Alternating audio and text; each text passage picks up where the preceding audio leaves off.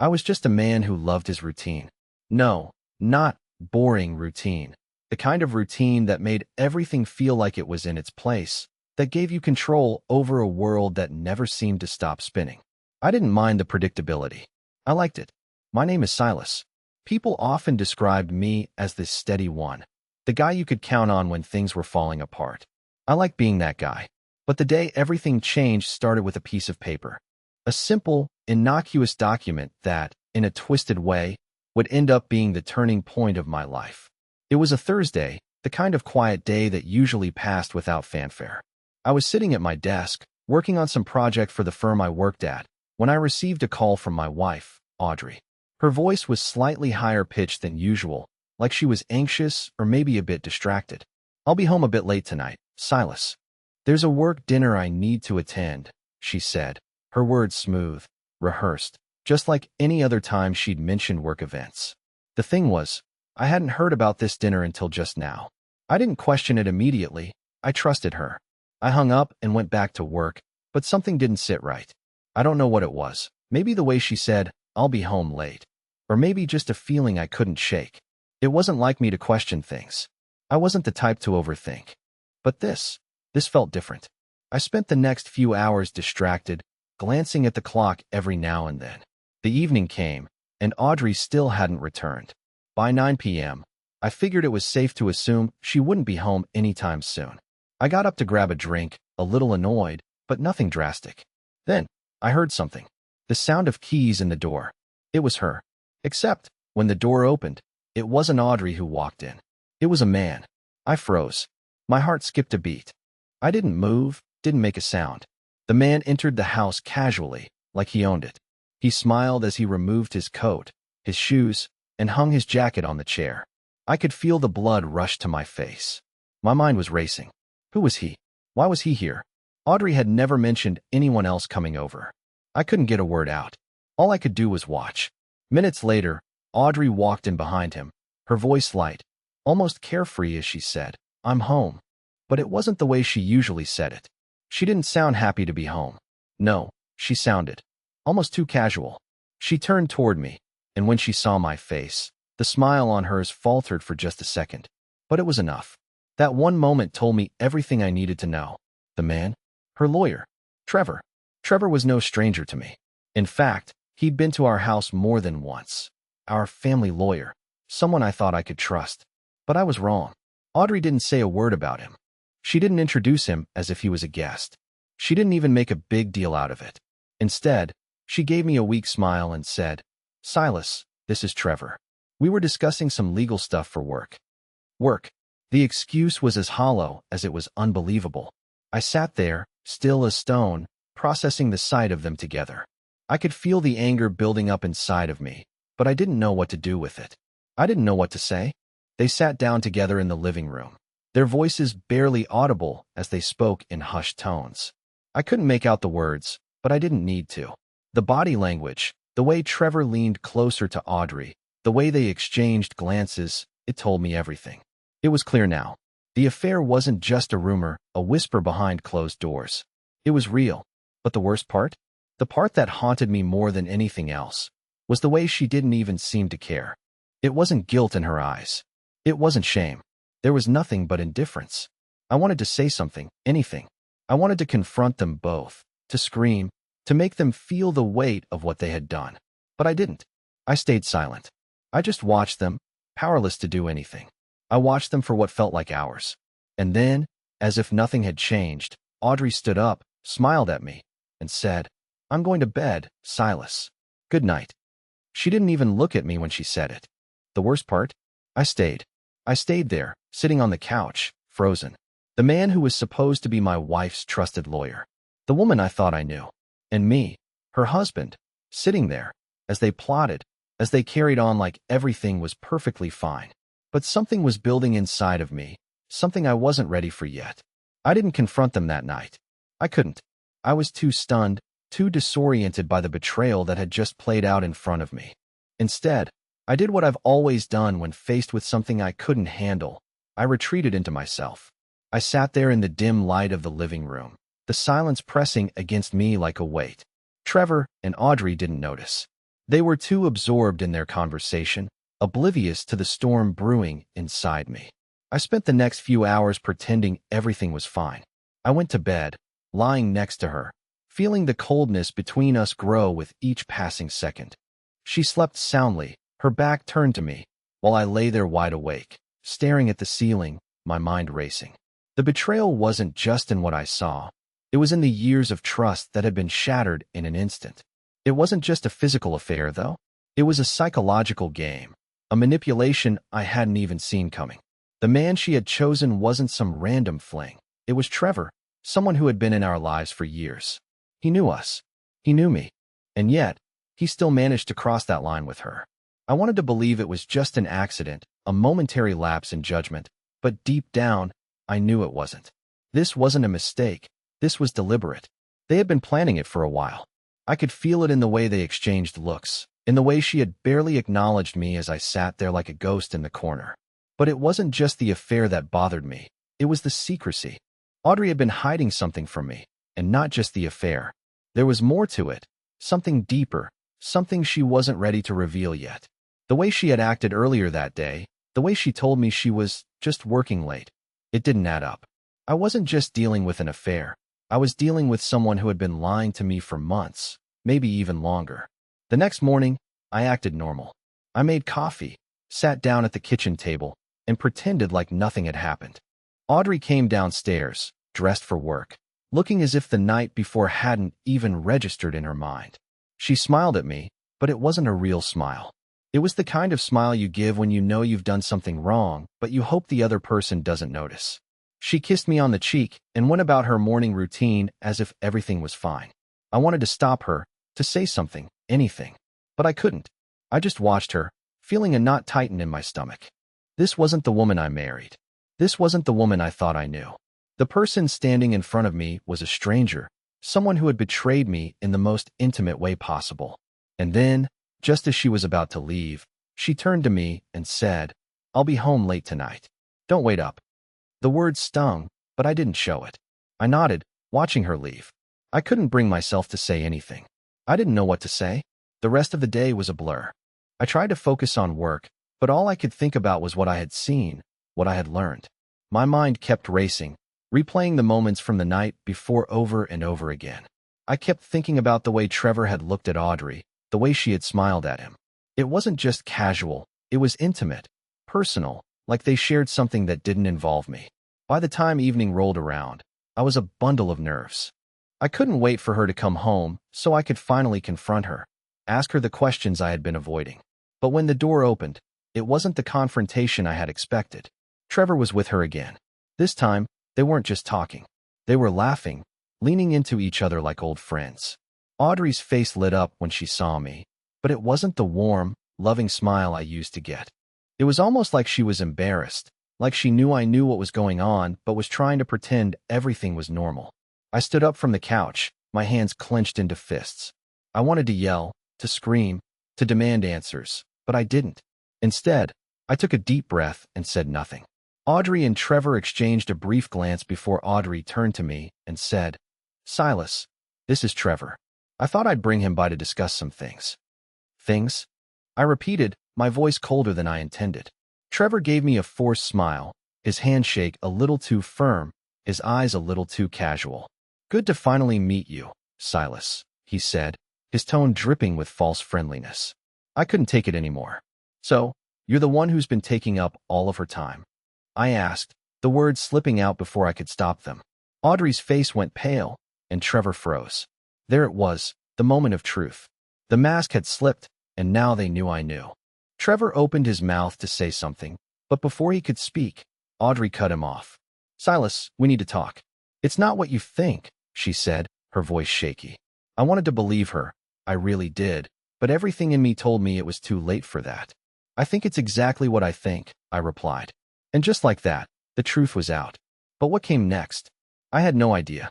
The air between us grew thick with tension. Audrey's words hung in the room, but they felt hollow, like they were just another rehearsed line she had been ready to deliver the moment she saw the look in my eyes. Trevor, standing there awkwardly, shifted on his feet, his confidence faltering just a fraction. It was almost like he realized the danger he was in. This wasn't some casual affair anymore. This was a full-scale confrontation, one that neither he nor Audrey had prepared for. "Silas, please," Audrey started again. But this time, there was an edge to her voice. She didn't seem as sure of herself as she had been the night before. "This is not the time. Not the time." I cut her off, my voice low but laced with an icy calmness that surprised even me. "You thought this was the time, didn't you? You thought it was fine to bring him here, in our house, without even thinking of me for a second." Trevor glanced at Audrey, but she wasn't looking at him anymore. She was looking at me, and for the first time, I saw a flash of guilt in her eyes. But it was fleeting, quickly replaced by deflection, as if the weight of the situation was too much for her to bear. "Silas, it's not what you think. I never meant for it to happen like this," she said, her voice trembling slightly. I wanted to shout, to throw the truth in her face, but instead, I took a deep breath. I'd heard enough lies over the years to last a lifetime. I didn't need to hear any more of her excuses. "What exactly is it, then?" I asked, my voice barely above a whisper. "You want to tell me how this was never supposed to happen? How you just ended up in this affair, this relationship with him, without any real reason?" Audrey took a step back, her shoulders sagging. But before she could respond, Trevor stepped in. "Silas, you don't understand the situation," he said, his voice taking on a more authoritative tone. "We've been helping Audrey with a lot of things, and things got complicated."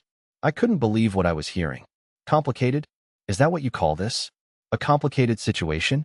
I glanced between them, and for the first time, I saw something that chilled me more than anything else. They weren't just involved in some casual fling. No, they had become partners in this deception, accomplices in something far darker. "Enough," I spat, the word cutting through the thick air. "I don't want to hear your excuses anymore. What the hell is going on here, Audrey?" My voice rose, and I could feel the adrenaline coursing through my veins. This was it. I couldn't stay calm anymore. "I want the truth. Now." For a moment, there was silence. Audrey looked at me, her eyes full of a mixture of guilt and something else, something I couldn't quite place. Trevor, on the other hand, was silent now, his smug confidence faltering as he realized this wasn't the conversation he had anticipated. He had assumed he was in control, but now, the power dynamic had shifted. Audrey exhaled deeply, almost as if she had been holding her breath this entire time. She closed her eyes for a brief moment, and when she opened them again, I saw something I hadn't expected: regret. "Silas, I never wanted you to find out like this," she began, her voice barely audible. "But Trevor and we've been working together on something. It's bigger than just us."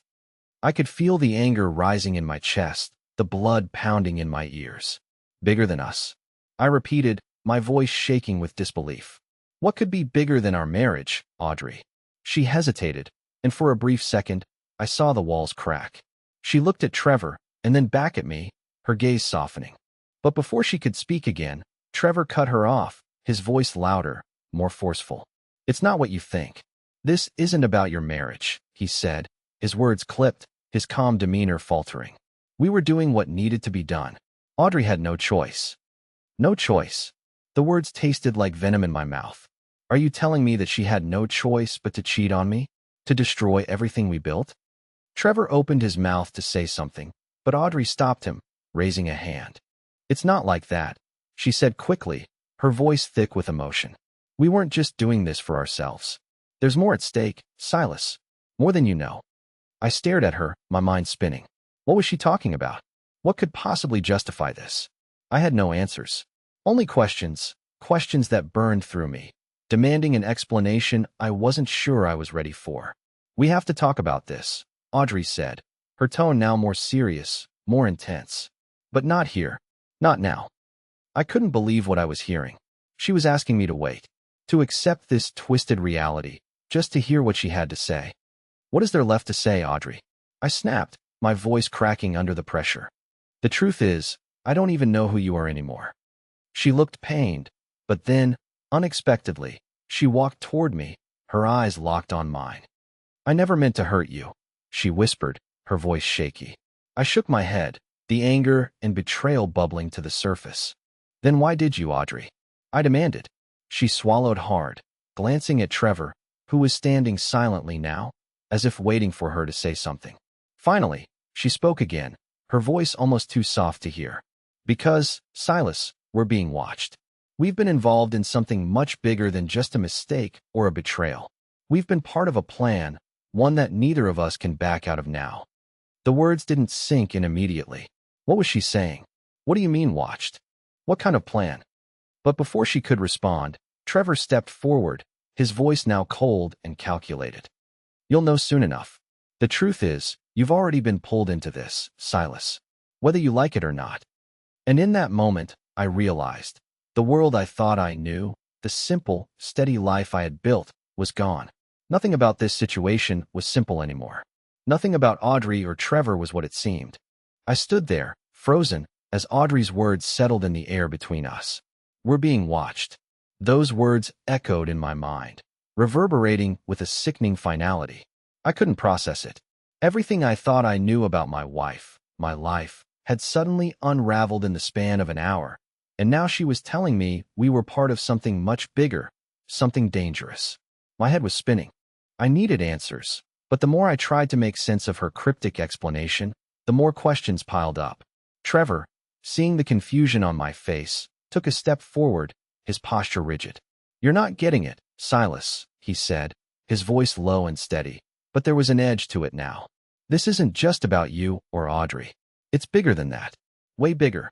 There are things you don't understand, things that go far beyond what you see in front of you. His eyes flicked over to Audrey for a brief moment, as though checking for approval, but Audrey remained silent, her face pale, her body tense. Explain it to me then, I demanded, my voice sharper than I intended, though I was too far gone to care. What's going on, Trevor? What is this plan you're talking about? What's really happening? My chest tightened, and my breath came in short bursts. My mind raced, piecing together everything I knew about Audrey, about Trevor, about our life together. Had they been planning this from the start? How could I have been so blind? The very idea that my marriage, my life, had been manipulated so skillfully felt like a punch to the gut. Trevor looked at me, his eyes cold, calculating. You're not part of this by choice, Silas, he said with a sigh. You never were. You've been caught up in a game far beyond your understanding. Audrey, well, she didn't have much of a choice either, but she's been a part of it from the beginning. She's been doing what she had to do to protect you. To protect both of you. I could barely contain my disbelief. Protect me? From what? Who are you people? Who's watching us? The questions tumbled out in a rush, one after the other, as if I could get the answers faster if I just kept asking. Audrey, who had been silent up until now, finally spoke, her voice trembling. Silas, I never wanted this to happen. But you have to understand. Trevor and I, we're in deep with some very dangerous people. People you don't want to know. It's not just about us anymore. It's about survival. I shook my head, feeling a mix of anger and helplessness. Survival? Is that why you've been lying to me? Cheating on me? You think that makes sense? No, she said quickly, taking a step closer to me. I didn't think it would get this far, but things spiraled. And now we have no choice but to finish what we started. There are people watching us, Silas. People who would do anything to get what they want. And Trevor, he's been trying to keep us safe. Trevor let out a frustrated breath and glanced at Audrey. Then, without warning, he turned to me and spoke in a voice that was far too calm. There's no point in trying to protect you from the truth anymore, Silas. The truth is, you've already been involved in this, whether you realize it or not. He paused, letting the weight of his words sink in. The company Audrey works for, the connections she's made, everything has led us to this moment. You're in the middle of something that can't be undone. My heart was pounding in my chest. Are you telling me that this whole time, I've been, what? A pawn in some scheme? Trevor met my gaze, and I saw the flicker of something, guilt, perhaps, or maybe just resignation, cross his face. Yes, he said bluntly. But you've been a pawn in a much bigger game. And the sooner you realize that, the sooner you can understand why Audrey had to do what she did. I turned to Audrey, searching her face for any sign of understanding, any sign that she could explain this, that there was some part of her that still cared. What is he talking about, Audrey? I asked, my voice shaking. What do you mean I've been a part of this? What game is this? Why didn't you just tell me the truth? Her eyes filled with tears, but she didn't speak.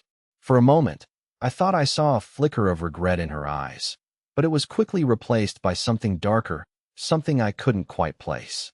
She opened her mouth to speak, but stopped herself, glancing at Trevor for reassurance. When she finally spoke, her voice was strained, as if the weight of her words was too much for her to bear. I was trying to protect you, Silas, from all of it. The people we're involved with, they don't care about who you are. They don't care about me.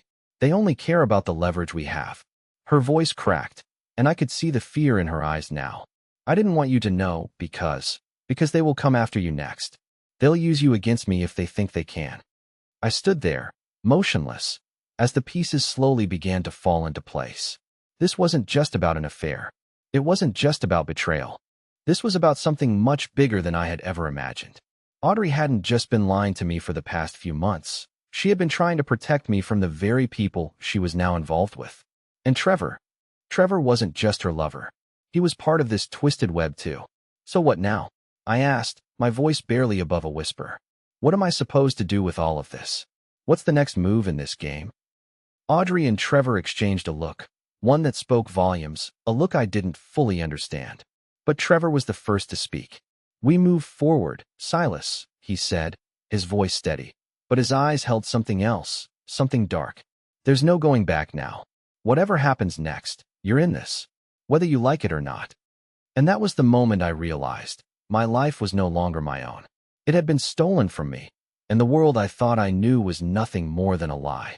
Now, I had to navigate this twisted maze of deceit and danger, unsure of who I could trust or what was coming next.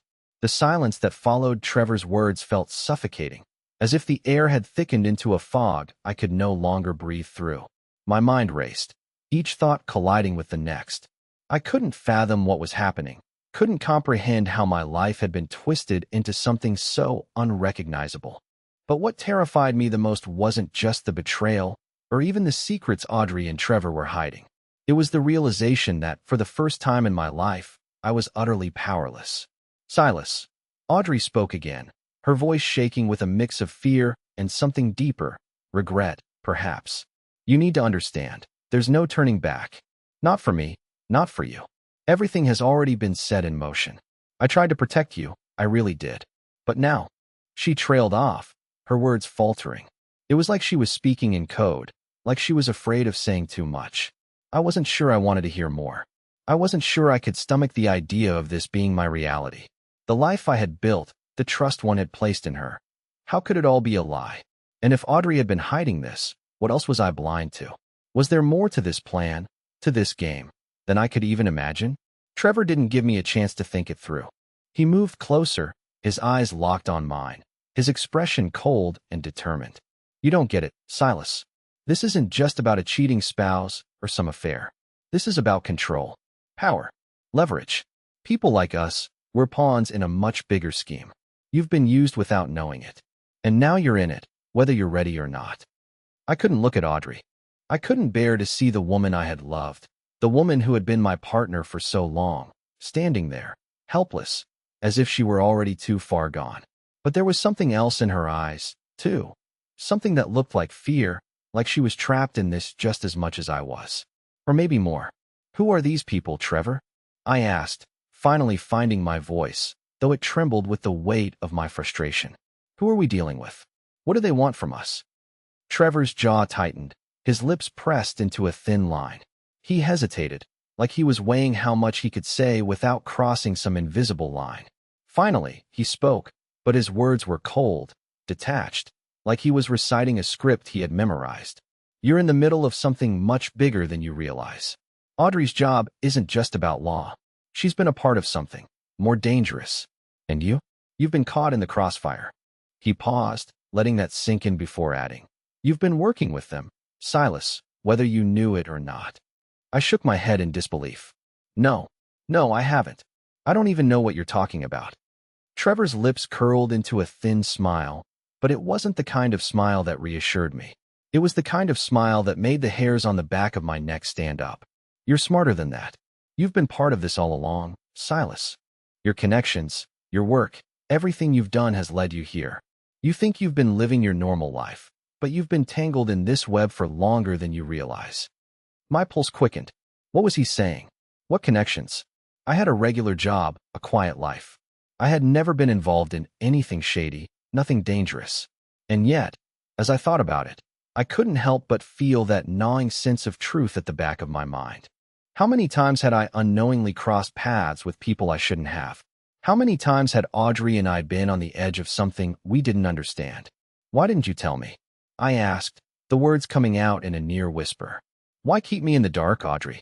Why not just tell me what was going on? Audrey seemed to shrink under my gaze. She took a deep breath, as if trying to summon the courage to speak. I didn't want to drag you into this, she said softly, her voice breaking. I never wanted you to be part of this world. But you got too close. And now we're both stuck. We can't get out. Her words cut through me like a blade. Stuck. She was telling me we were both trapped. There was no escape. No way to go back to the life we had. Everything had been changed, without my consent, without my knowledge. And now, standing there, in the middle of the wreckage, I realized there was no way forward without facing the truth of it all. Trevor's eyes narrowed as he watched me, his expression hardening. You'll be a part of this whether you like it or not. You think you can just walk away from all of this? You can't. You're already too deep. You're already involved. I felt a chill run down my spine. How do I get out of this? How do I stop being part of this nightmare? Trevor's lips curled into a grin that made my stomach turn. You don't. There's no getting out. Not unless you want them to come after you, too. And believe me, you don't want that. Suddenly, the weight of everything hit me all at once. I wasn't just dealing with a cheating wife or a broken marriage. I was dealing with something far darker, something I wasn't prepared for. And the worst part was that I had no idea who I could trust. I turned to Audrey, my mind spinning. Is this true? Everything he's saying? She nodded slowly, her eyes welling up with tears. I'm sorry, Silas. I never wanted you to know this way. But we don't have a choice now. The room felt like it was closing in on me. I could feel the walls pressing down, the weight of their words suffocating me. I had no answers. No plan. Nothing. Only questions, and the cold realization that my life had been stolen from me, piece by piece. And the worst part was, I had no idea how to fight back. The silence that followed Trevor's chilling words was deafening. I stood there, barely able to process the full weight of what I had just heard. I was drowning in a sea of confusion, rage, and betrayal, but none of it seemed to matter. The truth, as bitter as it was, had already been laid bare in front of me. There was no going back now. Audrey and Trevor were both trapped in something far beyond their control, and I, by some twisted fate, was now caught in the same web. Audrey looked at me, her eyes full of regret, but there was nothing she could say that would take away the damage done. I could see the pain in her face, but there was something else there too, something darker. It was fear, fear of what they had gotten themselves into, and fear of what might happen next. I turned my gaze to Trevor, who had been watching me intently. His face was unreadable, but there was a coldness in his eyes that sent a chill down my spine. This wasn't just about an affair. This wasn't just about my wife betraying me. This was something much larger, something I was only beginning to understand. What exactly is going to happen now? I asked, my voice barely above a whisper, the words escaping me as if they were being ripped from my chest. What do you want from me? Trevor's lips curled into a small, knowing smile. It wasn't reassuring. If anything, it made everything worse. What do we want from you? He repeated, as if testing the question. The truth, Silas, is that you're already involved. We've already pulled you into this, whether you know it or not. You think you can just walk away from it, but that's not how this works. I stepped back, feeling the ground beneath me shift. It was as if the world I had known was beginning to crumble, piece by piece. I thought I was living a quiet, ordinary life, but the truth was, I had been living a lie. Audrey and I, our life together, was built on a foundation of secrets and lies, and now that foundation had collapsed. The person I had trusted most in the world was the one who had kept me in the dark all along. This is insane, I muttered, almost to myself. I couldn't believe what was happening. I couldn't comprehend how everything had fallen apart so quickly. Audrey took a step forward, her voice breaking the silence. Silas, please. You don't understand the gravity of the situation. There are people, dangerous people, who are watching us, watching everything we do. Her words sent a shiver through me. The idea of being watched, of being part of something so much bigger than I could ever imagine, made my skin crawl. "We didn't have a choice," she added, her voice shaking. "We're doing this to protect ourselves. And you." I felt a sudden wave of anger flood through me. "Protect me? From what? What are you protecting me from, Audrey? From you? From Trevor?" I couldn't keep the bitterness out of my voice. "You've been lying to me for months, and now you want to tell me that you're protecting me? How is this protecting anyone?" Trevor's expression darkened, and he stepped in front of Audrey as if to shield her from my anger. "That's enough, Silas," he said, his voice low, almost menacing. "You're in no position to be making demands. You don't get it yet, but you will. We're not asking for your approval. We're telling you what's going to happen, whether you like it or not." I could feel the tension in the room thickening, the air heavy with the weight of their words. But my mind was still racing, trying to piece together what Trevor had said. He was right. In a way, I had already been involved. Audrey and Trevor had somehow pulled me into their web, without me even knowing it. And now, there was no way out. "Then what happens next?" I asked, trying to steady my breathing. "What's the next step in this twisted game you've dragged me into?" Trevor's smile faltered, replaced by a look of cold calculation. "You'll find out soon enough," he said, his tone almost clinical. "But for now, you need to understand something. You're part of this whether you want to be or not. There are people who control everything, who control us. And if you think you're going to just walk away from this unscathed, you're dead wrong." I stood there, the weight of his words settling over me like a dark cloud. I wanted to yell, to lash out, but I was too numb, too exhausted to do anything but listen. Every part of me wanted to scream, wanted to run far away from all of this, but something held me back. The fear of what would happen if I didn't understand, if I didn't play along, was far too real. Audrey stepped forward, her eyes pleading now. "Silas, I swear to you, I never wanted this. I never wanted to drag you into this, but we're too far gone. They're too powerful. And if you try to fight it, if you try to run, they'll come for you. They'll come for both of us." Her words hung in the air like a death sentence. The people they were dealing with, whoever they were not to be trifled with. I could see that now. And no matter how much I wanted to turn my back, to walk away, I knew I was already too deep. There was no running now, no way out. "You said we're being watched," I said, my voice barely audible. "By who? Who are these people?" Trevor's smile returned, but it was colder now, more detached. "You'll meet them soon enough. And when you do, you'll understand just how small we really are in this whole thing." I felt the ground shift beneath me again, and for the first time in a long time, I felt a cold, suffocating panic begin to rise in my chest. My life, my normal, predictable life, was over. There was no going back, no turning the clock back to the way things had been.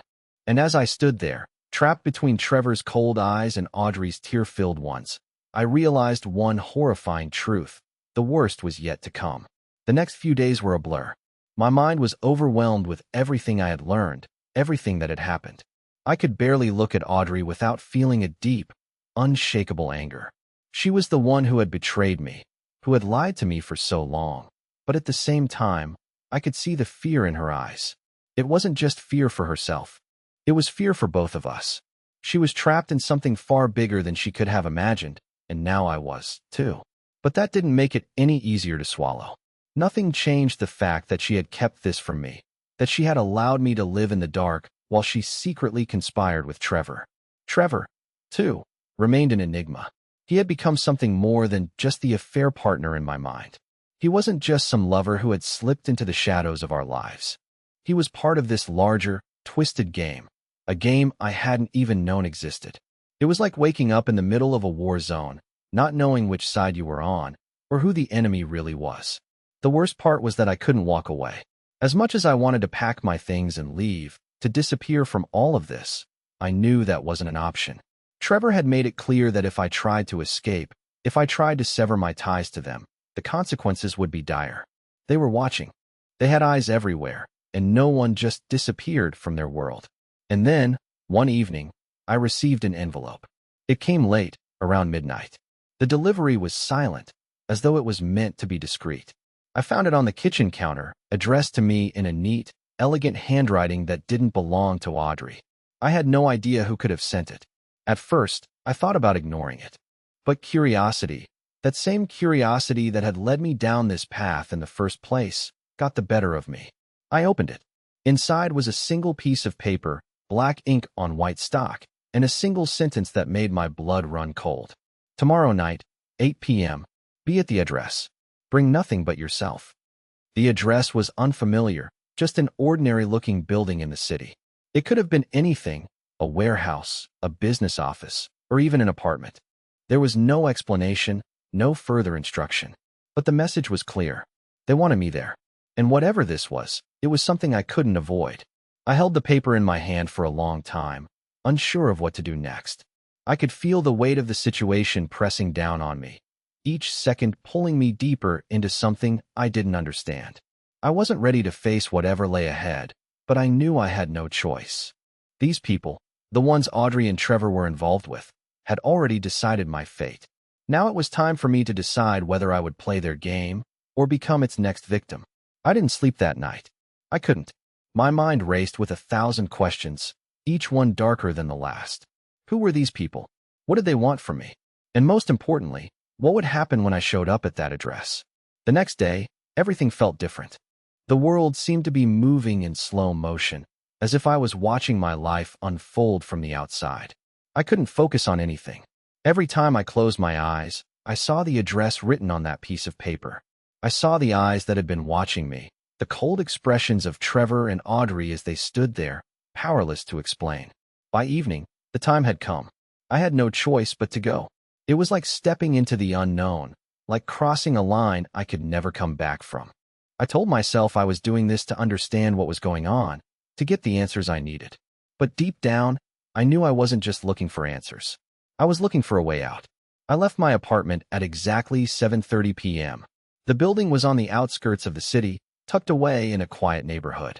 It looked completely ordinary, like any other building in the area.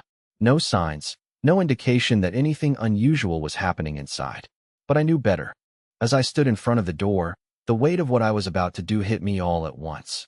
I could feel my heart pounding in my chest, my palms sweaty. But there was no turning back now. I had to see this through. I pushed the door open and stepped inside. The room was dimly lit, the air thick with a sense of foreboding. A long table sat in the center, surrounded by several chairs, each one occupied by someone I didn't recognize. My eyes scanned the room, but no one spoke.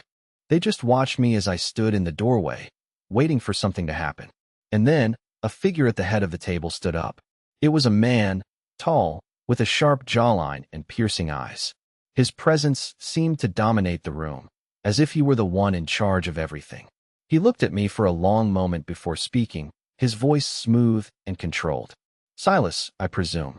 I nodded, but I couldn't speak. I didn't know what to say.